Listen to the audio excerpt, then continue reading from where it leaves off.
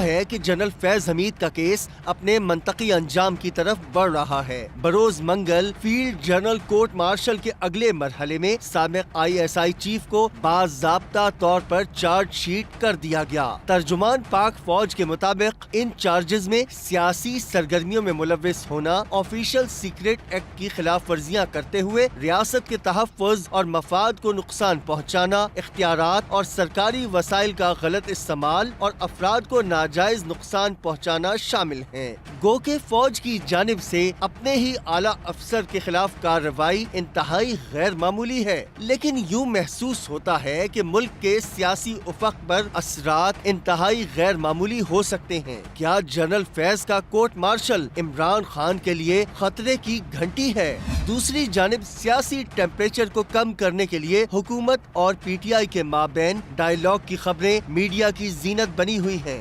PTI کے لہجے میں اچانک نرمی اور مذاکرات کے لیے آمادگی کیا ظاہر کرتا ہے؟ عالمی سطح پر بات کی جائے تو شام میں بشار الاسد کے اقتدار کے خاتمے کے بعد غیر یقینی صورتحال بدستور جاری ہے۔ کیا رجیم چینج کے بعد شام کا انجام بھی عراق اور لیبیا جیسا ہونے والا ہے؟ ان تمام ایشوز پر تبصرہ کریں گے نجم سیٹھی۔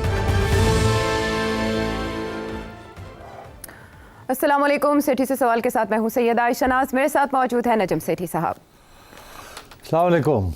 سیٹھی صاحب، خبر گو کہ پرانی ہو چکی ہے لیکن ہے انوکھی، کیونکہ تاریخ میں پہلی بار کسی سابق DG ISI کے خلاف اس نوعیت کی کارروائی کا آغاز کیا گیا ہے، جس کا اعلان ISPR کی جانب سے کیا گیا۔ اس کے بعد سے تبصروں کا ایک سلسلہ شروع ہوا، نہ رکنے والا، لیکن ظاہر ہے the best analysis deep rooted, وہ آپ سے ہم جاننا چاہیں گے، کیونکہ اس کا کنیکشن شو کیا جا رہا تھا کہ عمران خان صاحب کی سول نافرمانی کی تحریک کا جو اعلان ہے وہ کنیکٹڈ ہے فیض حمید کے خلاف ٹرائل سے۔ تو فیصل وابڈہ صاحب جو پریڈکشنز کرتے آئے، ہم نے دیکھا کہ یہ منگل والے دن باقاعدہ اس کا اعلان ہوتا ہے، لیکن دوسری طرف عمران خان صاحب سول نافرمانی کی کال کے اوپر قائم ہیں اور 15 دسمبر کو انہوں نے اس کال کا اعلان کیا ہوا ہے۔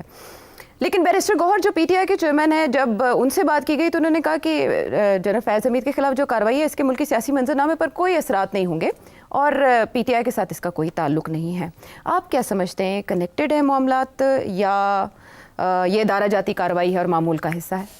عائشہ، یہ تو کچھ عرصے سے یہ بات چل رہی تھی، ہم نے بھی بات ذکر کیا اور بھی جرنلسٹ نے اس بات کو ذکر کیا کہ ٹرائل جو ہے جنرل صاحب فیض حمید صاحب کی ہوگی، اور کافی تفتیش ہو چکی ہے اور بہت سا مواد بھی مل گیا ہے اور سیریس چارجز بھی لگ گئے ہیں اور ان کے پاس ایویڈنس بھی ہے۔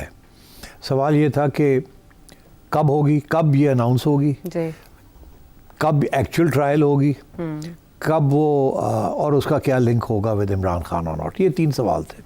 اب اناؤنس تو ہو گئی ہے کہ جی وہ انڈیکٹمنٹ ہو گئی ہے کہ جی فرد جرم تو اسٹیبلش، اور وہاں فوج میں ایسے ہوتا ہے کہ فرد جرم اس وقت اسٹیبلش کرتے ہیں جب سارا تفتیش کر لی جائے۔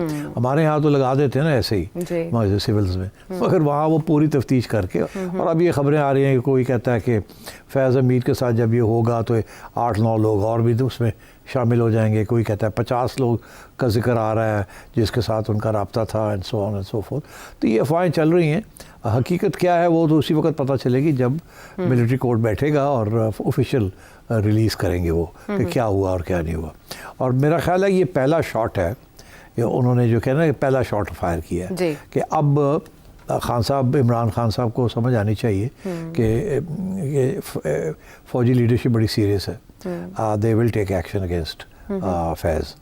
اب کیا یہ پہلی دفعہ تو ایسے نہیں ہو رہا، ٹھیک ہے آپ نے صحیح کہا کہ ایک اتنا سینئر افسر DG ISI اس کے خلاف یہ اس قسم کی کارروائی ہو رہی ہے، مگر اس سے پہلے ایک 3 اسٹار جنرل اور ایک بریگیڈیئر صاحب 2019 میں 3-5 سال، ہاں تو اس وقت بھی ایک کیس ہوا تھا جہاں آفیشیل سیکریٹس ایکٹ اور انڈسپلن اینڈ اس قسم کی چیزوں کے اوپر ایشو بنے تھے، اور ان کو دونوں فوجی افسروں کو سزا بھی ہوئی تھی، وہ بعد میں کمیوٹ ہو گئی ایک کی سزا، لیکن دوسرے کو پھانسی دے دی۔ سو یہ پریسیڈنس تو ہے، اور جو میری اطلاع ہے وہ یہی ہے کہ آرمی لیڈرشپ جو ہے وہ کافی غصے میں ہے، ناراض ہے کہ، اور ان کا فیصلہ یہی ہے کہ ہم نے ڈسپلن امپوز کرنا ہے تاکہ اس قسم کی چیز پھر نہ ہو، اور جتنا زیادہ سینئر افسر ایسے کرتا ہے اتنا زیادہ سزا بھی اتنی سیریس ہوتی ہے۔ تو جنرل فیض تو ان کے خلاف تو کارروائی ہوگی۔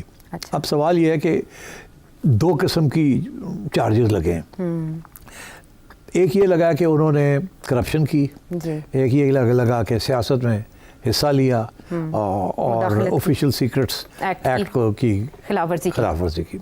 دوسرا حصہ اس کا ہوا کہ عمران خان کے ساتھ جو تعلقات تھے اور مے 9 اور انتشار اور بدامنی میں کے واقعات میں یہ جو سارا کچھ تھا اس میں ان کا کیا رول تھا تحقیقات میں، تو وہ ابھی انہوں نے کہا کہ اس کے اوپر تحقیقات ہو رہی ہے. اس کا اشارہ یہ ہے کہ اگر عمران خان لڑائی جھگڑے کے موڈ میں ہیں تو پھر ٹھیک ہے، پھر اس کی بھی پوری ہو جائے گی کھاتا، وہ بھی کھاتا کھل جائے گا، اور جیسے وہ کھاتا کھلے گا تو پھر خان صاحب کو بھی ان کی بھی ٹرائل جو ہے وہ بھی پھر فیض کے ساتھ ملٹری کورٹ میں ہوگی اور وہ بھی پھر کورٹ مارشل میں آ جائیں گے. اسی لیے اس وقت سچویشن بڑی ٹینس ہے. انہوں نے آدھا کام کیا، آدھا چھوڑ دیا، ڈپینڈنگ آن کہ خان صاحب کا کیا رویہ ہے اب. اچھا کیونکہ ان کی طرف سے تو یہ ہے نا کہ آپ معافی مانگیں آپ نے جو حرکتیں کی ہیں، ایڈمٹ کریں کہ آپ نے کیا ہے، غلط کام کیا ہے اور اس کی معافی مانگیں. خان صاحب کہتے ہیں ہم نے کیا ہی کچھ نہیں، تو ہم معافی کس چیز کی مانگے، ہمارا تو جمہوری حق تھا پروٹیسٹ کرنا GHQ کے سامنے یا ISI ہیڈ کوارٹرز کے سامنے یا کو کمانڈر ہاؤس کے سامنے. وہ ایسی باتیں تو انہوں نے کہی ہیں، تو وہ تو تسلیم کرتے ہیں کہ انہوں نے سارا یہ جو مے 9 تھا اس کا سارا کچھ وہ تو تسلیم کرتے ہیں کہ ہم نے کیا ہے یہ، اور یہ بھی کہ وہ صحیح کیا ہم نے. اچھا، تو اب بات یہ ہے کہ اس قسم کے ایشوز بنے ہوئے ہیں. اب میرا خیال ہے یہ جو آدھا چارج لگایا، آدھا جو ہے چھوڑ دیا ہے، تفتیش تو ان کی پوری ہو گئی ہے، ایسی کوئی بات نہیں ہے. وہ چھوڑ دیا ڈیلیبریٹلی کہ خان صاحب کے لیے کوئی سپیس مل جائے ان کو کہ وہ گمراہ ہیں واپس راستے میں آ جائیں، تو پھر شاید یہ چیز نہ ہو. مگر اگر وہ ضد کریں گے کہ جو ضد کر رہے ہیں وہ کہ جی میں تو یہ سول ڈس اوبیڈینس کریں گے، ہم یہ کریں گے اور پھر کال دوں گا، میں یہ کروں گا وہ کروں گا، اور وہ لوگ جو ان کے ساتھی ہیں باہر جو کہ اس وقت مفاہمت کی طرف جانا چاہ رہے ہیں، خان صاحب ان کے اوپر ناراض ہیں اور بشرا بی بی بھی ناراض ہیں. وہ دونوں میاں بیوی ایک لائن لے رہے ہیں، باقی سارے لوگ جو ہیں وہ دوسری لائن لے رہے ہیں. وہ کہتے ہیں لڑائی جھگڑے بند کریں، ہمیں کچھ نہیں مل رہا، قوم مایوس ہے، موٹیویشن نہیں ہے، اور آپ جو ہے ہمیں سب سے پاورفل فورس کے خلاف آپ نے محاذ بنا لیا اور ہمیں بھی آپ کینر فارڈر بنانا چاہ رہے ہیں، آپ ہمیں آگے کر رہے ہیں اینڈ سو آن. تو مطلب اس قسم کے ایشوز چل رہے ہیں. مائی سینس از دیٹ ابھی خان صاحب تیار نہیں ہیں سرنڈر کرنے کے لیے. آپ سرنڈر کہیں، سیاستدان کبھی سرنڈر نہیں کرتا. سیاستدان جو ہوتا ہے وہ راپروچمنٹ کرتا ہے، وہ اپنے لیے اسپیس نکالتا ہے اور آگے بڑھتا ہے. کبھی 2 قدم پیچھے لیتا ہے، 1 قدم سائڈ پہ لیتا ہے، پھر آگے بڑھتا ہے. اور اس کا سب سے اچھا اگزامپل تو نواز شریف ہے. بینظیر بھٹو صاحبہ بھی اس کا اچھا اگزامپل تھی، کیونکہ ان کو بینظیر بھٹو صاحبہ کو 2 دفعہ نکالا گیا، ٹھیک ہے، اور وہ انہوں نے الزام بھی لگایا کہ کس نے نکالا ہے مجھے اور کیوں نکالا ہے. پھر وہ واپس اپنے لیے اسپیس کریٹ کر کے واپس آتی تھی. میاں نواز شریف صاحب کے ساتھ بھی یہی ہوا ہے، 3 دفعہ نکالے گئے اور پھر انہوں نے آگے مکمکا کر لیا ابھی. اور کیا، اپنے بھائی کی خاطر، جس کی خاطر مرضی سیاست ہے نا، اور حکومت لے لیے بیٹھے اور بیٹی جو ہے وہ پنجاب چلا رہی ہے. تو سیاست کا یہی مطلب ہے، فلیکسیبلٹی. اب خان صاحب خود ایڈمٹ کرتے ہیں کہ یو ٹرن لینا جو ہے سیاست کے اندر وہ ایک لیڈرشپ کی نشانی ہے. تو اب وقت آ گیا کہ وہ ایک اور یو ٹرن لے لیں تاکہ یہ پارٹی بھی بچ جائے، خان صاحب بھی بچ جائیں، اور جیسے کہتے ہیں نا لیو ٹو فائٹ انادر ڈے. مگر اگر وہ ضد میں اٹکے رہیں گے تو بہت نقصان ہو گیا PTI کا. کیونکہ دیکھیے نا کتنے لوگ، کتنے لیڈرز بن گئے اور کتنے ایک دوسرے کے گلے پڑے ہوئے ہیں. اور 99% جو ان کی لیڈرشپ ہے وہ اسٹیبلشمنٹ کے ساتھ لڑائی جھگڑے نہیں کرنا چاہتی. وہ سب ڈرو ہیں، وہ انقلابی نہیں ہیں. خان صاحب اب انقلابی بن رہے ہیں. ایک ایسا ماحول جو انقلاب کا نہیں ہے اس کے اندر وہ انقلابی باتیں کرنی شروع کر دی انہوں نے. اور یہی کنفیوژن ہوئی ہے سب کے ذہن میں کہ آپ چاہتے کیا ہیں.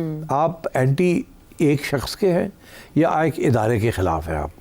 کیونکہ ادارہ جو ہے وہ تو ایک شخص کے پیچھے چلتا ہے. آپ اگر ایک شخص کے خلاف ہیں تو پھر اس کی بات کریں. آپ سارے ادارے کو کیوں آپ ٹارگٹ کرتے ہیں؟ اور اگر آپ کو پتہ ہے کہ سارا ادارہ ایک بندے کے پیچھے چلتا ہے، ایک چیف کے پیچھے چلتا ہے، اور اسی میں اس ادارے کی سلامیت بھی ہے اور ملک کی بھی سلامیت ہے، آرڈر، ڈسپلن، سارا کچھ، that's what the army is all about. اگر آپ اس کو توڑ دیں گے تو فوج ختم ہو جائے گی، تو وہ جو سارا سیکیورٹی پیراڈائم ہے وہی اڑ جائے گا. تو کیا آپ ساری فوج کو ختم کرنا چاہتے ہیں یا آپ کے اور کوئی ایشوز ہیں؟ اگر کوئی اور ایشوز ہیں تو وہ بیٹھ کے بات کریں اور ان کے جو ریپرزینٹیوز ہیں ان کے ساتھ بات کریں اور راستہ نکالیں اپنے لیے. اچھا, سب نے نکالا ہے, آپ بھی نکالیں, مگر وہ خان صاحب ابھی تک تیار نہیں ہوئے, تو اس لیے یہ پرابلم بن رہا ہے. لیکن آپ نے تو پچھلے تجزیے میں بھی واضح کیا تھا کہ انہوں نے اسٹیک ہولڈرز کا لفظ استعمال کیا اب کی بار جو کمیٹی بنائی ہے, تو مذاکرات کے لیے تو آمادہ ہیں, لیکن کنفیوژن اپنی جگہ پر موجود ہے کہ مذاکرات کس سے ہوں گے, انسانوں سے یا فرشتوں سے؟ یہ تو عمر ایوب صاحب نے یہ خود کہہ رہے ہیں جی انسانوں سے بھی تیار ہیں, فرشتوں سے بھی تیار ہیں, ہر ایک کے ساتھ تیار ہیں, وہ نیوٹرلز کے ساتھ بھی تیار ہیں, انسانوں کے ساتھ بھی تیار ہیں, مگر ان کے ساتھ ابھی کوئی آتا نہیں سامنے, کیونکہ پتہ نہیں نا کہ خان صاحب پیچھے کیا چاہتے ہیں, خان صاحب کیا چاہتے ہیں. یہ تو جو لیڈر آتا ہے وہ نئی بات کر دیتا ہے, پھر اس کے خلاف پی ٹی آئی جو ہے وہ اس کے خلاف کھڑی ہو جاتی ہے, اس کے اوپر اٹیک آنی شروع ہو جاتی ہے, وہ بیچارہ اپنی جان پر چھڑا کے بھاگتا ہے, پھر ایک اور آتا ہے وہ کوئی بات کرتا ہے, پھر اس کے پیچھے پڑ جاتے ہیں. اس وقت تو جتنی لیڈرز ہیں پی ٹی آئی میں, جتنے ان کے سوشل میڈیا کے ایکٹیوسٹس ہیں, وہ سارے جو ہے اپنی اپنی لائن لے رہے ہیں. پھر یہاں سے لوگ بیٹھ کے وہاں کہہ رہے ہیں, جو لوگ باہر بیٹھے ہیں, اوے خدا دا خوف کرو, فوج نہ اٹیک کرو. جتنا وہ کہتے ہیں وہ پھر کرتے کیا, ان کو اٹیک کرتے ہیں اور فوج کو پھر اٹیک کرتے ہیں. تو مطلب ہے کہ this is total chaos, anarchy ہے ان دا پی ٹی آئی. میں کہہ رہا ہوں نا, میں نے ہمیشہ یہی کہا کہ یہ پارٹی نہیں ہے, یہ ایک موومنٹ ہے. موومنٹ کے اندر ایک بندہ اس کو لیڈ کر رہا ہے اور اس کے علاوہ ہے ہی کوئی نہیں لیڈر. پارٹی تو وہ ہوتی ہے انسٹیٹیوشنل پارٹی جس کے اندر ایک پوری سینٹرل کمیٹی ہوتی ہے, لوگ ہوتے ہیں, ذمہ داریاں ہوتی ہیں. یہاں تو ایک بندہ ہے. اب وہ ایک بشرا بی بی بھی آ گئی ہیں, مگر وہ تو سمجھے آپ دونوں ایک ہی ہیں. تو اب اس قسم کی سچویشن ہوئی ہوئی ہے. تو میں سمجھتا ہوں کہ بڑی جلدی خان صاحب کو کچھ فیصلے کرنے پڑیں گے, اور میں سمجھتا ہوں یو ٹرن لینا پڑے گا. اگر خان صاحب یو ٹرن نہیں لیں گے تو میں سمجھتا ہوں کہ پھر یہ جو آدھا ادھورا رہ گیا نا یہ چارج شیٹ, وہ باقی بھی چارج شیٹ لگ جائے گی. اس کا مطلب یہ دانستہ لچک دکھائی گئی ہے. لیکن یہ کہا جا رہا تھا کہ سول نافرمانی کی کال اس تناظر میں ہے کہ جنرل فیض حمید کے خلاف کوئی فیصلہ ہونے والا ہے. اب جنرل فیض حمید کے خلاف جو فیصلہ ہوا اس میں پی ٹی آئی کو موقع دیا گیا ہے کہ آپ رجوع کر سکتے ہیں, اور 12 دسمبر 13 14 دسمبر سول نافرمانی کی کال کے حوالے سے سورسز یہ کہہ رہے ہیں کہ عمران خان صاحب یہ کال واپس لینے کے لیے آمادہ نہیں ہیں. تو ہو ول بلنک فرسٹ, یعنی میچ تو ابھی بھی ٹائی ہے.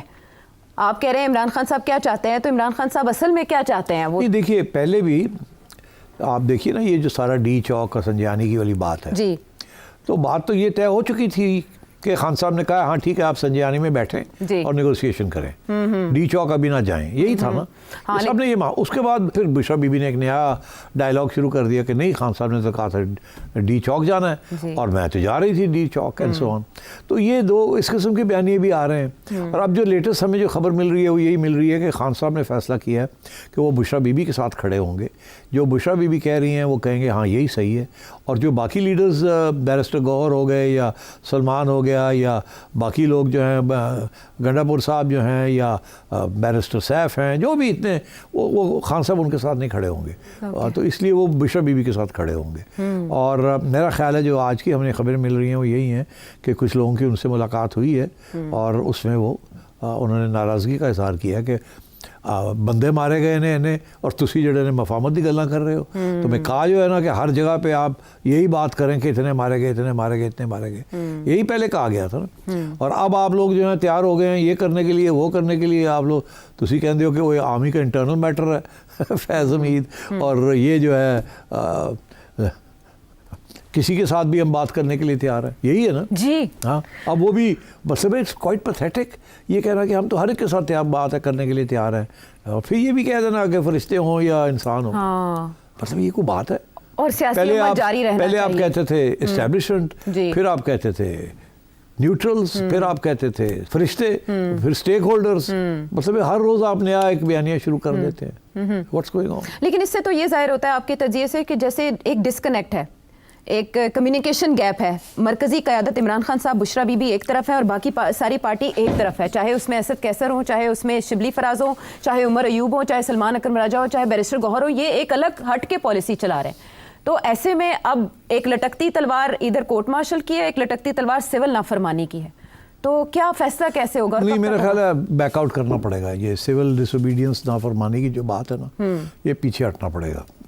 پارٹی تیار نہیں ہے اس کے لیے, عوام اس کے لیے تیار نہیں ہے, اس لیے خان صاحب کو پیچھے ہٹنا پڑے گا. اور اگر پیچھے نہیں ہٹتے, انسسٹ کرتے ہیں اپنی پارٹی کو کہ کریں, تو پھر جو حشر ہوا ہے نا پچھلی دفعہ 26 والا یا 24 والا وہ اس سے بھی برا حشر ہوگا اس دفعہ. دوبارہ کال تو آپ نے کہا تھا کہ نہیں دی جا سکتی آنے والے دنوں میں, اور اگر پھر یہ انسسٹ کرے گا تو میں سمجھتا ہوں کہ بہت ڈس اپوائنٹمنٹ ہوگی اور بڑی ڈی مورلائزیشن ہوگی. تو دوسری طرف ان مذاکرات کا مستقبل کیا ہے جس کا ماحول بنا ہوا ہے اور ملاقاتیں بھی ہو رہی ہیں بیک ڈور؟ نہیں دیکھیے ملاقاتیں ابھی نہیں ہو رہی. یہ کوئی ملاقات نہیں ہے کہ جی 4 لوگ اٹھ کے چلے گئے اسپیکر کو ملنے کے لیے اور وہاں جا کے بھی یہی بات کی. اسپیکر کے پاس کوئی اس وقت اتھارٹی نہیں ہے ٹو انیشیٹ اے ڈائلاگ. جیسے رانا ثناء اللہ نے کہا ہے کہ ابھی کوئی ایسی ہماری طرف سے تو کوئی پیش قدمی نہیں ہے. دیکھیے نا وہ پنجابی کہتے ہیں گورنمنٹ جہی ہے نا وہ پاراں تے ہن پے گی, پاری پی گئی جس طرح دوجی سائڈ تیار ہوتی ہے تو ادھر پاری پی جاتے ہیں. اچھا تو بہرحال یہ ہے کہ یہ کچھ عرصے کے لیے چلے گا بٹ ایونچولی بات چیت شروع ہوگی. اچھا مگر اس کے لیے خان صاحب کو یو ٹرن لینی پڑے گی اور وہ اگر یو ٹرن لیں گے تو پھر جا کے بات آگے بڑھے گی. دیکھیے اسپیس کریٹ کرنی پڑتی ہے اور وہ اس وقت اور ان کو موقع دیا جا رہا ہے.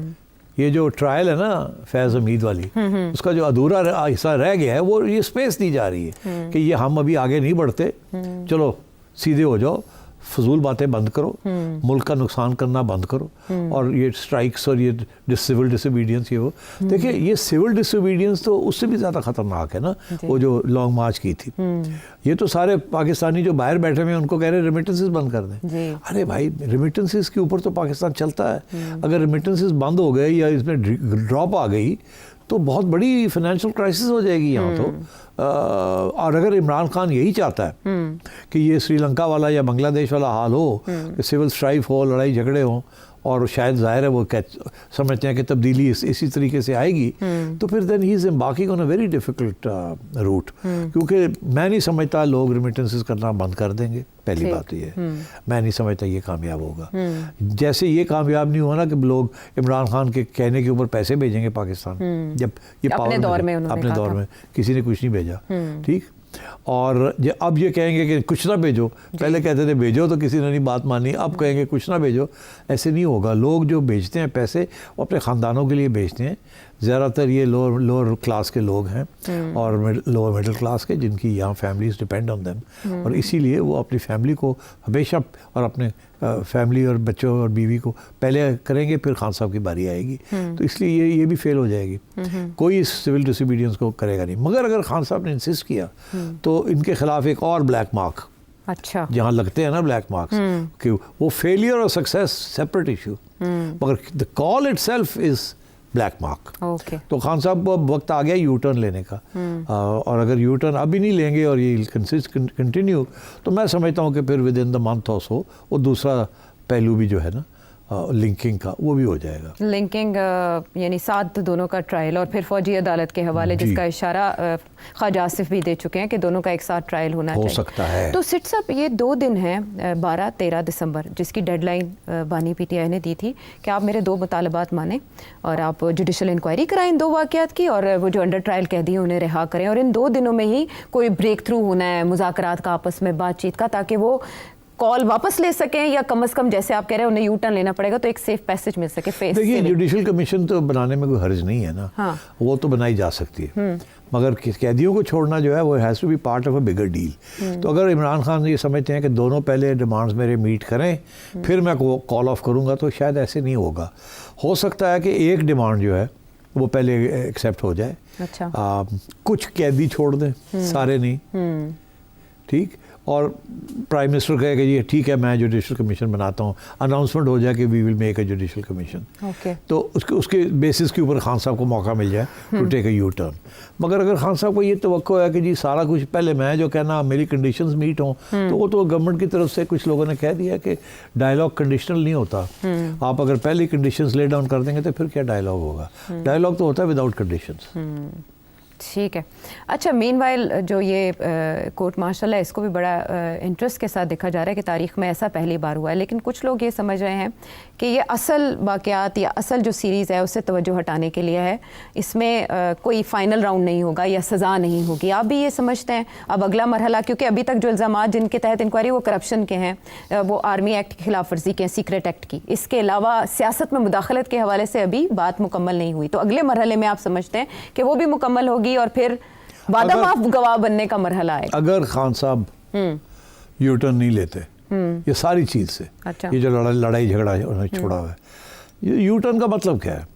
यू टर्न का मतलब ये है कि ये जो स्ट्रैटेजी है आपकी कि रियासत के साथ क्लैश किया जाए जी। और अगर उससे मुल्क का नुकसान होता है तो हो जाए, ठीक, ये जो स्ट्रैटेजी है ना, इसको ख़त्म करना पड़ेगा।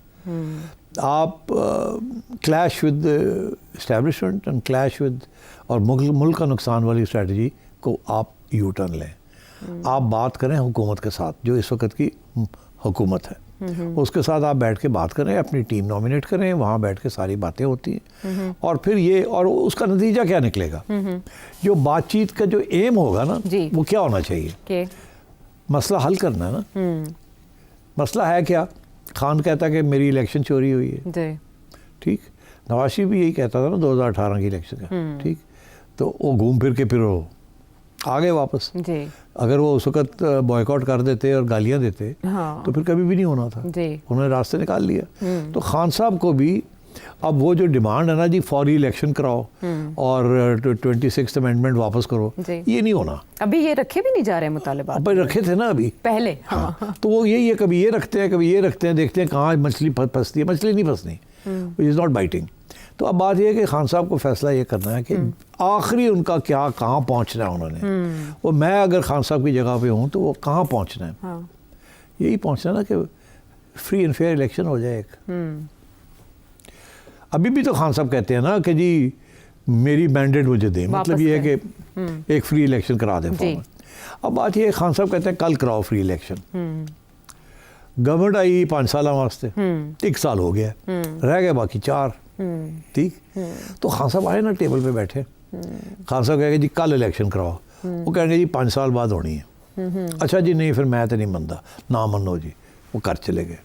फिर 2 हफ्ते के बाद फिर मीटिंग हुई तो और क्या जी, क्यों जी खान साहब? फिर नहीं देखो ना जी, ये बड़ी ज़्यादती है, कल नहीं तो चलो परसों कर लो। वो कहेंगे नहीं देखो ना, ऐसी 5 साल वास्ते आए, चलो 4.5 साल कर लेते हैं, ठीक। तो ये it will take 6 months at least. आज अगर यू टर्न लें तो ये सब बंद कर दें, बाकी लड़ाई झगड़े, और टॉक्स के अंदर इन्वॉल्व हो जाए, ठीक है। ये जो टॉक्स हैं they will continue for 6 months, may be even a year. उसके अंदर साइन पोस्ट आएंगे, जैसे कहते हैं ना माइलस्टोन्स आएंगे कि पहले ये होगा, फिर आप उससे इत्मीनान बढ़ेगा, फिर मैं ये करूँगा, मेरा फिर आपके ऊपर इत्मीनान बढ़ेगा। तो ये स्टेप्स होते हैं कॉन्फिडेंस बिल्डिंग के नेगोशिएशंस में, स्टेप बाय स्टेप। ये नहीं होता कि सारी चीज़ एक ही दफ़ा कंसीड कर दी, ठीक। तो स्टेप बाय स्टेप कंसेशंस देने पड़ेंगे दोनों साइड्स को, फिर उसके एविडेंस देनी पड़ेगी कि वो फुलफिल भी हुए कि नहीं हुए। उसमें काफ़ी स्लिप अप हो जाती है, कोई चीज़ टाइम पे होनी होती, वो नहीं हुई, फिर लड़ाई झगड़े शुरू हो जाते हैं, फिर थोड़ी देर के बाद। तो negotiation is a long drawn out process. तो अगर 1 साल के बाद खान साहब बेल पे बाहर आ जाएं और इन्हीं चीज़ों में इन्वॉल्व हो जाएं नेगोशिएशंस में, और पार्लियामेंट में भी आके बैठ जाएं, एक्सेप्ट कर लें कि जो स्टेटस को है ये चलेगा, और डिफाइन ये नेगोशिएशन ये करनी है कि कब ये ख़त्म होगा और कब नई इलेक्शन होगी, किन टर्म्स पे होगी, कैसे होगी, फ्री या फेयर, ये सारी इश्यूज जो हैं ये डिस्कस करने पड़ेंगे। तो ये डिस्कस कर लें, फिर एक फ़ैसला हो जाए कि जी चले 5 साल नहीं तो 3 साल में डन हो जाए। ये कहते हैं आज नहीं तो 3 साल में हो जाए, या 2.5 साल और दे दें इनको, क्योंकि ये भी नहीं छोड़ेंगे ना, ये भी तो चाहते हैं कि अगली इलेक्शन में इनका भी कुछ हिस्सा बने ना। हाँ। ये कोशिश कर रहे हैं कि मईशत चल पड़े, कोई थोड़ी सी इन्फ्लेशन गिर जाए, महंगाई ख़त्म हो जाए, लोगों को नौकरियाँ मिलनी शुरू हो जाए, कोई ग्रोथ शुरू हो जाए, ताकि इनके भी कुछ चांस रह जाए। नहीं तो इस वक्त तो लाइन पिटी हुई है इन बेचारों की। तो सिर साहब, पहले तो जब भी इस तरह की कोई बातचीत होती थी तो उसका कोई गारंटर होता था, और आपको पता है पाकिस्तान की तारीख में गारंटर कौन रहा है, लेकिन अब की बार तो उनकी गारंटी ही देनी पड़ेगी। तो पीटीआई की गारंटी कौन देगा? जैसे हुकूमत भी ये कह रही है कि आप तो बात पे कायम नहीं रहते, यू टर्न ले लेते हैं, तो पीटीआई के साथ बातचीत आगे कैसे बढ़ेगी? कौन जिम्मेदारी लेगा? बिल्कुल सही है। एक्चुअली पीटीआई की गारंटी भी कोई नहीं दे सकता और उनकी भी गारंटी कोई नहीं दे सकता, लेट्स बी ऑनेस्ट। यहाँ ही सारा मामला यही मसला है, क्योंकि 2 आप समझे, एक मूवमेंट है, एक इदारा है जी। या तो पार्टी होती ना, हाँ। क्योंकि वो जो दूसरा इदारा है वो भी एक किस्म की पार्टी है, तो फिर बातचीत हो सकती। मगर वो जब वो चाहें वो बन जाते हैं, जब वो चाहें वो इदारा बन जाते हैं। इधर ये है कि जब ये चाहे मूवमेंट बन जाते हैं, जब ये चाहे पार्टी बन जाते हैं और वो भी पार्टी कभी वो एक नाम से आती है, कभी दूसरे नाम पे बन जाती है, कभी रिजर्व सीट्स मिल जाती हैं, कभी नहीं मिलती, तो इनको भी नहीं पता कि हम आ रहे हैं जा रहे हैं। हाँ। तो इसलिए मैं समझता हूँ कि ये सारी क्लैरिटी अब होनी चाहिए। हाँ। और सारे पत्ते खान साहब के पास हैं। हाँ। और पत्ते काटने जो है ना वो एस्टैब्लिशमेंट लेके बैठी हुई है। खान साहब यक्का मारते हैं, वो दुक्की के साथ काट देते हैं उसको वो फ्लश है ना गेम, ऐसी होती है। हाँ। तो वो अब त्रुप चाल जैसे कहते हैं। हाँ। तो अब यक्का भी आपके पास हो, दूसरे के पास त्रुप हो, तो वो दुक्की के साथ काटते हैं। बस यही चल रहा है, जब वो रूल्स चेंज करते हैं तो दूसरे गेम चेंज कर देते हैं। गेम चेंज हुई है मिडिल ईस्ट में भी, बहुत इंटरेस्टिंग सिचुएशन वहाँ डेवलप थे। इस पर तबसरा सेठी साहब का एक ब्रेक के बाद। शो में साथ देने का शुक्रिया। सेठी साहब, शाम की सिचुएशन दिलचस्पी का महवर पूरी दुनिया के लिए, खुसूसन मिडिल ईस्ट के लिए, क्योंकि आलमी थिएटर है, इसमें बहुत सी कुव्वतें इन्वॉल्व हैं। मुझे आपसे ये जानना है कि यकदम कैसे वहाँ सिचुएशन चेंज हुई, इन शॉर्ट में पूछूं, और आगे क्या होगा, इसका अगला टारगेट क्या है? जी हाँ, मैंने इसको बड़े गौर से स्टडी किया है और मैं कन्विंस्ड हूँ, यकीन है मुझे कि ये यकदम नहीं हुई। लगता ऐसे है कि यकदम हुई है, मगर एक्चुअली इसकी प्लानिंग काफ़ी अरसे से हो रही थी। अच्छा। अब अगर मैंने कोई हवाला देना है तो मैं हवाला वही देता हूँ कि जो हमास और हिजबुल्लाह की अटैक हुई थी और जो सारी दुनिया कह रही थी इसराइली इंटेलिजेंस को पता ही नहीं चला जी, तो ये हो कैसे सकता है। तो मैंने आपसे ये जिक्र किया था, मैंने कहा था नहीं, उनको सब पता था, उन्होंने शायद इसको इनकरेज किया है ताकि वो जो उनका लॉन्ग टर्म प्लान था उसको इम्प्लीमेंट कर सके। और जब ये हुआ उसके बाद उन्होंने जो करना था वो किया और वो उन्होंने कामयाब होकर दिखा दिया है। हाँ। उन्होंने फैसला किया हुआ था कि हमने गाजा से निकालना है सबको और मलियामेट कर देना है, बमबारी कर देना है और हमें सीज कर लेना है, फिर ज़रूरत पड़ेगी तो आगे भी जाएंगे और इनको हमने या सीरिया में सेटल करना है या लेबनान में या जॉर्डन में, तो देखा जाएगा क्या होगा। मगर अब ये वक्त आ गया कि इस मामले को ख़त्म करें और वो ख़त्म कैसे करेंगे, हज़म कर लें। तो ये इसलिए उनसे कहा गया कि करो, क्यों, ताकि उनको मौका मिलेगा फिर टू हिट बैक। तो मैंने हमेशा ये कहा था कि ये 1 साल से वो कर रहे थे तैयारी, तो ये हो नहीं सकता कि इजराइलीज़ को CIA को पता नहीं था। मैंने यही कहा था कि वो खुद करवाना चाह रहे हैं ताकि उनको एक जवाब मिल जाए करने के लिए जो कुछ उन्होंने किया। तो वो उसमें कामयाब हो गए। अब क्या सिचुएशन हुई है, उन्होंने ईरान को न्यूट्रलाइज कर दिया, उन्होंने हिजबुल्लाह को उड़ा के रख दिया, उन्होंने हमास को उड़ा के रख दिया। ऐसे किया ना? उनको तो मेरा ख्याल है काफ़ी सालों के पीछे धकेल दिया और अब उन्होंने फॉलो अप करते करते उन्होंने लेबनान के अंदर भी जगह ले ली, टेरिटरी खींच ली, वहाँ भी पहुँच गए हैं और ईरान के ऊपर भी हमला कर दिया और ईरान ने कोई जवाब दे नहीं सकता। उनको पता है कि थोड़ा और किया तो वो और भी कर देंगे, क्योंकि अमेरिका उनके साथ है और कुछ मिडिल ईस्ट के ममालिक हैं वो भी उनके साथ है। तो इसलिए so this whole thing has backfired on the axis of resistance जिसे कहते हैं। वो ईरान ने एक एक्सिस ऑफ रेजिस्टेंस बनाई हुई है। वो एक्सिस ये है कि Yemen, Syria, Iran and Hezbollah and Hamas, Palestine, ये एक्सिस ऑफ रेजिस्टेंस थी।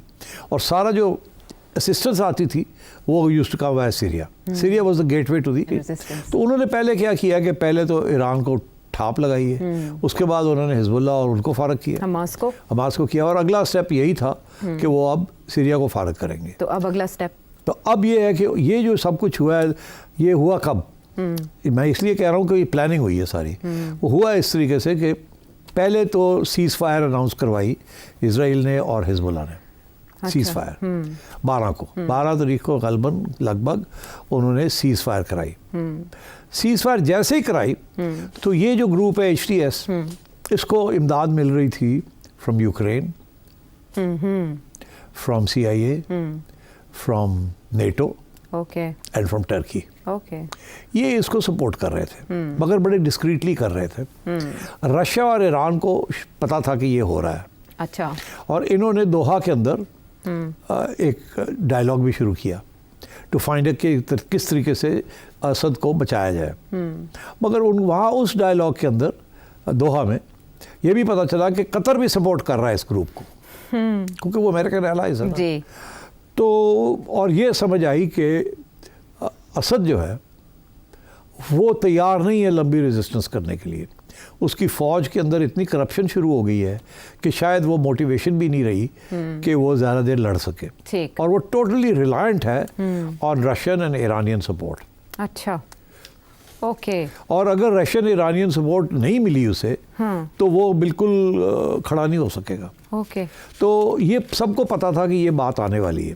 یہ جو دوحہ کے اندر ڈائلاگ جو ہو رہا تھا اس میں انہوں نے کوشش کی اسد کو سمجھانے کی اچھا کہ کچھ مذاکرات کر لیتے ہیں ان لوگوں کے ساتھ, تم reach out to the rebels, کوئی ایسی سچویشن کر لو بیفور یو آر اوور تھرون. اب بچنا تمہارا مشکل ہو گیا ہے بیکاز پورا ایک نیٹو بیک پلان چل رہا ہے اور ہم بزی ہیں. Iran is busy, Russia is busy. Russia Ukraine میں پھنسا ہوا ہے, ایران جو ہے ویسے ہی پھنسا ہوا ہے.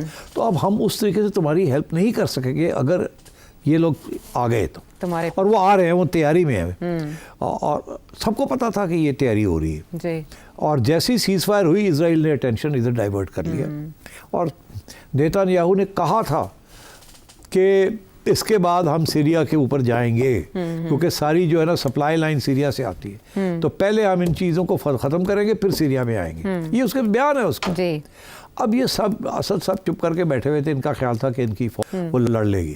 ایکچولی ان کو پتہ ہونا چاہیے تھا کہ فوج لڑنے کے موڈ میں نہیں تھی, ڈیزرشنز ہو رہی تھی, اور زیادہ تر اس فوج کے اندر کانسکرپٹس ہیں. کانسکرپٹ زبردستی لوگوں کو فوج میں پکڑ کے لے گئے. وہ پرانے زمانے میں نہیں ہوتا تھا کہ جس کو کیپچر کیا اس کو پکڑ کے لے گئے, اس کو کہا اب تم you will be part of our army. تو یہ وہ سسٹم چل رہا ہے. اور برائب بھی کیا گیا شامل اور کرنے وہ کو. خیر آئی مین وہ تو کرپشن تو شروع ہو جاتی ہے نا, تو وہ تو شروع ہو چکی تھی. بہت کرپشن تھی فوج کے اندر. تو فوج کمزور ہو چکی تھی, وہ لڑنے کے قابل نہیں تھی اب. اگر اور جیسے ہی ان کو یہ شک پڑا کہ شاید ایران اور سوویت اور رشیا جو ہے وہ ان کو وہ اس لیول پہ مدد نہیں کر سکتا, یا ان کے پاس اس وقت ٹائم نہیں ہے یا ریسورسز نہیں ہیں, تو وہاں اور بھی ڈیمورلائزیشن ہو گئی. تو یہ قطر کے اندر جو ڈائلاگ تھا اس کے اندر اسد نے ان کی بات نہیں مانی, رشیا کی اور ایران کی اور ترکی کی بات نہیں مانی. تو پھر میرا خیال ہے انہوں نے یہی فیصلہ کیا کہ پھر اب وقت آ گیا کہ ہم تو زیادہ اس کی ہیلپ نہیں کر سکتے.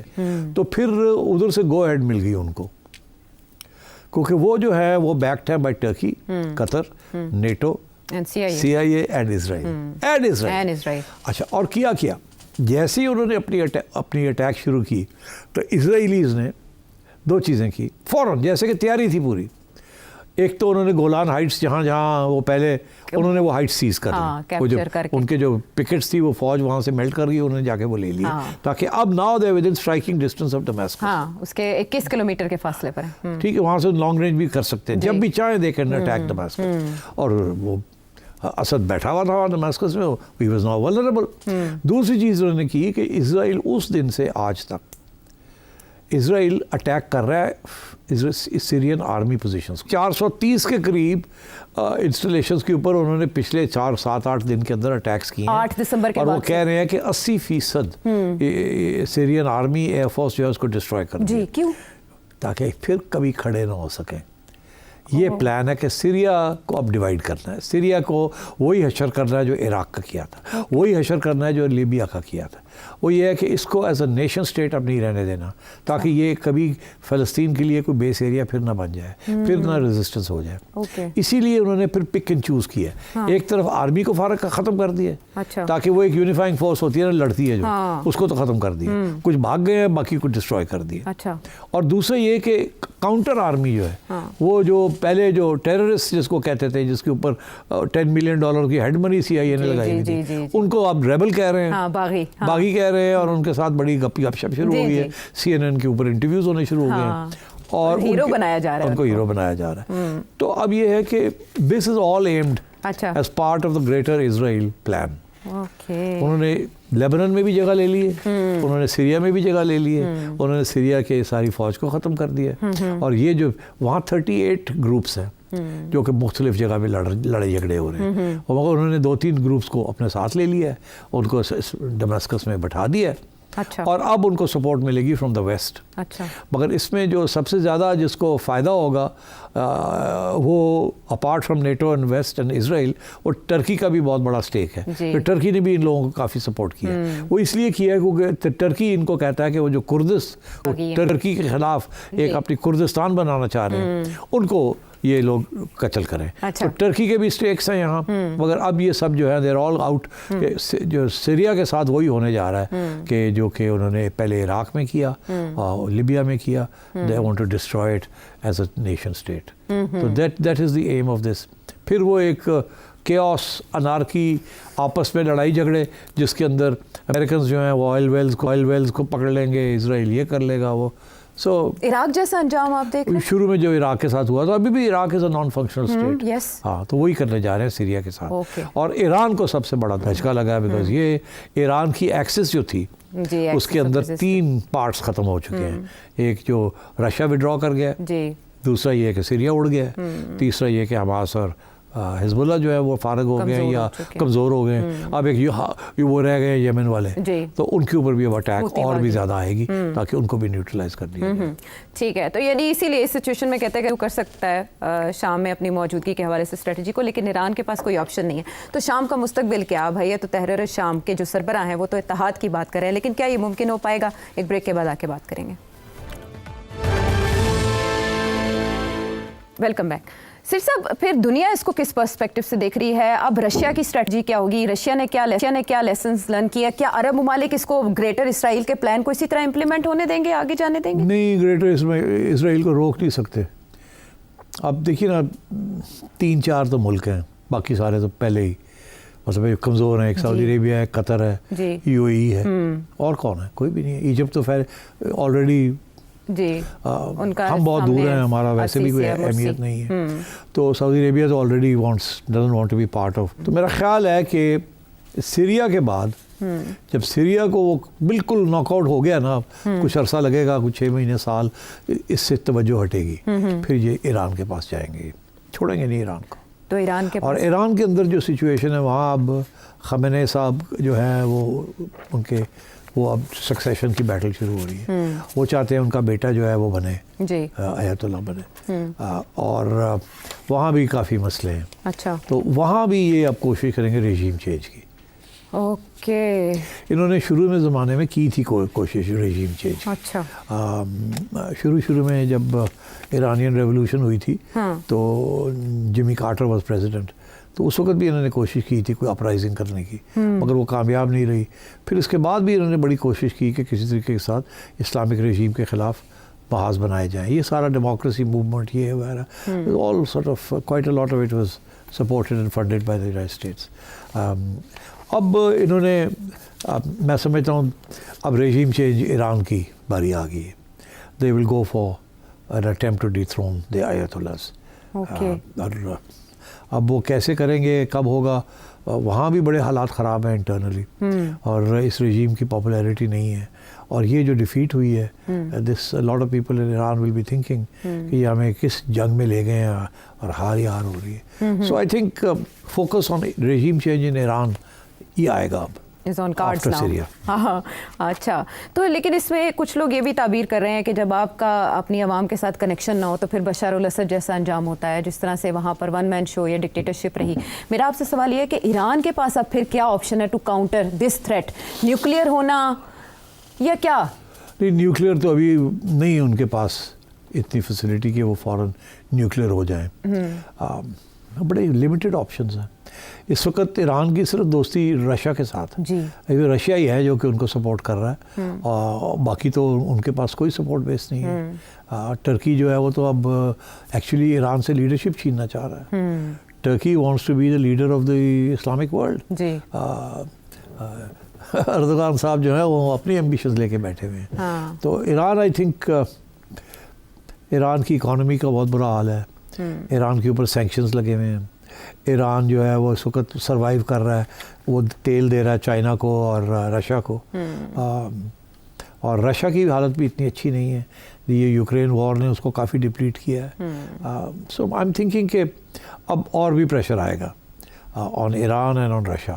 اب کیسا آئے گا, ڈونلڈ ٹرمپ کی کیا پالیسی ہوگی, کیا وہ جو امریکن وار مشین ہے اس کا ساتھ دے گا, یا وہ پیوٹن کے ساتھ کوئی مکمکا کر کے یہ جنگ ختم کرے گا, آئی کانٹ سے. مگر مجھے یہ پتہ ہے کہ ایران کے پیچھا یہ نہیں چھوڑیں گے. اچھا ہاں یہ نہیں چھوڑیں گے. اور جو رشیا کی پوزیشن ہے شام میں جو 2 فوجی اڈے 2015 میں حوالے کیے گئے تھے ان کا کیا مستقبل ہے؟ وہ میرے خیال چھوڑنے پڑیں گے وہ. اچھا وہ شاید افریقہ کے اندر آپ کو ڈھونڈیں اپنے نئے اڈے. ابھی تو ان کے پاس ہیں.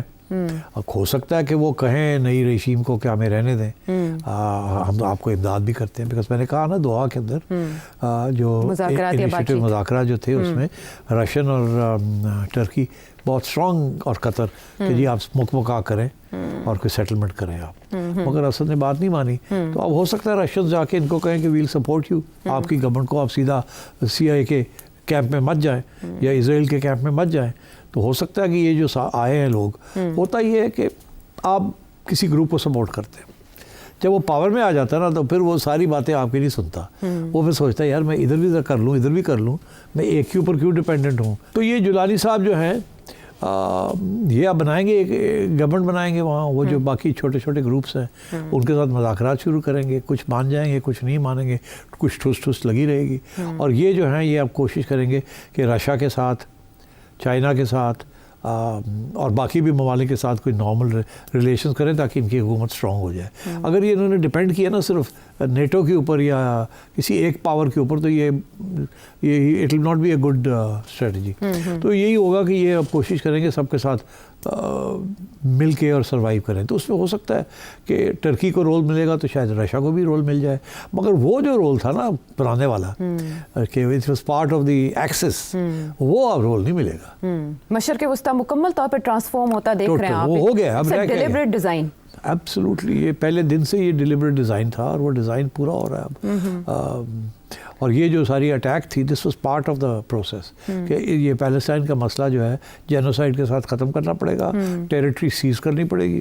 دیکھیے انہوں نے جب ایجپٹ کی ٹیریٹری سیز کی تھی آفٹر دی ایجپشن اسرائیلی وار 1973 میں غالباً ہوا, تو اس کے بعد انہوں نے ٹیریٹری تو کبھی واپس نہیں کی, اس کو نیوٹرلائز کر دیا, ایک قسم کا نیوٹرل زون بنا دیا, but never return the territory to Egypt in a real sense. نہ ہی وہ گولان ہائٹس پہ جب کے بیٹھے ہوئے they have not returned to Syria, اور اب وہ اور آگے چلے گئے. Now they within. اب میں آپ کو ایک بات بتا دوں, ابھی اسرائیل کے اندر وہ جو رائٹ ونگ گروپس ہیں جی وہ کہہ رہے ہیں کہ دماسکس جو ہے وہ اب اسرائیل کا حصہ ہے. یہ انہوں نے کہنا شروع کر دیا ہے, it's part of the state. تو انہوں نے تو کانکویسٹ, تو اور اب وہ ان کی یہ کوشش ہوگی کہ یہ جو اسرائیلی یہ جو پیلسٹینین کو نکالا ہے ویسٹ بینک سے یا غازہ سے, ان کو اب سیٹل کیا جائے سیریا کے اندر, ان کو سیریا بھیجا جائے. اسی لیے سیریا کو انہوں نے توڑ کے اب الگ کر لیا, یہاں وہ جگہ بنانا چاہتے ہیں تاکہ یہاں آ جائیں وہ سب کو یہاں, کیونکہ جارڈن نے انکار کر دیا تھا لینے سے. لیبنان جو ہے وہاں تو ویسے ہی لڑائی جھگڑے بہت چل رہے ہیں, ویسے بھی بڑے پیلسٹینینز وہاں ہیں, تو وہ سیف بھی جگہ نہیں ہے. جگہ تو ٹیریٹری تو سیریا میں ہے, تو اب سیریا کے اندر اگر کوئی آپ ایک جگہ کاٹ لیتے ہیں اور وہاں آپ سارے ریفیوجیز کو وہاں بھیج دیتے ہیں تو you cleaned out Gaza and West Bank. ٹھیک ہے, ہاں ڈفرینٹ پراکسیز کا یہ جو بیٹل فیلڈ شام بنا ہوا تھا, یہ آئندہ بھی آپ یہی سمجھ رہے ہیں کہ مختلف انداز میں یہاں جنگ جاری رہے گی؟ نہیں, کچھ لوگوں کا کہنا ہے کہ وہ جو چھوٹے چھوٹے گروپس ہیں نا وہ پھر بھی لڑتے رہیں گے کسی نہ کسی چیز ابھی بھی. ہاں اطلاعات ایسی ہیں کہ مگر میرا خیال ہے کہ وہ زیادہ دیر وہ لڑیں گے, مگر ان کو بھی بائی آف کر لیا جائے گا, اور صرف وہی رہ جائیں گے جن کا تعلق گریٹ پاورز کے ساتھ ہے, اور وہ صرف اس جو نئی حکومت بنے گی اس کو ٹائٹ کرنے کے لیے کنٹرول رکھنے کے لیے. بٹ ادروائز آئی تھنک جیسے عراق میں انہوں نے فائنلی اسٹیبلائز کر لیا نا, وہاں ایک اپنے الیکشن کرا کرو کے اپنا ڈرامے کر کے انہوں نے اپنی حکومت وہاں بنا لی ہے, تو یہاں بھی کر لیں گے. اور ابھی آپ نے دیکھا جو امریکنز نے جو یہاں جو آئل فیلڈ سی سیریا کے اندر جو کہ امریکن سپورٹڈ فورسز نے سیزی بحال رہے, امریکہ تو تیل نکالتا جائے گا وہاں سے. ٹھیک ہے, ڈفرینٹ ایجنڈاز جو ہیں وہ ہر کوئی امپلیمنٹ کر رہا ہے, اور اس میں اب دیکھنا یہ کہ رشیا کی اسٹریٹجی کیا ہوگی اور ایران کے لیے اس میں کیا لیسنز ہیں, لیکن یہ گریٹر ڈیزائن کو ضرور ظاہر کرتا ہے, اور مشرق وسطیٰ کے حوالے سے یقینی طور پر کہا جا سکتا ہے کہ اب وہ پہلے جیسا نہیں رہا اور ایک مکمل طور پر ری شیپ ہونے جا رہا ہے, اور اس میں مختلف طاقتوں کا اپنا اپنا کردار ہے.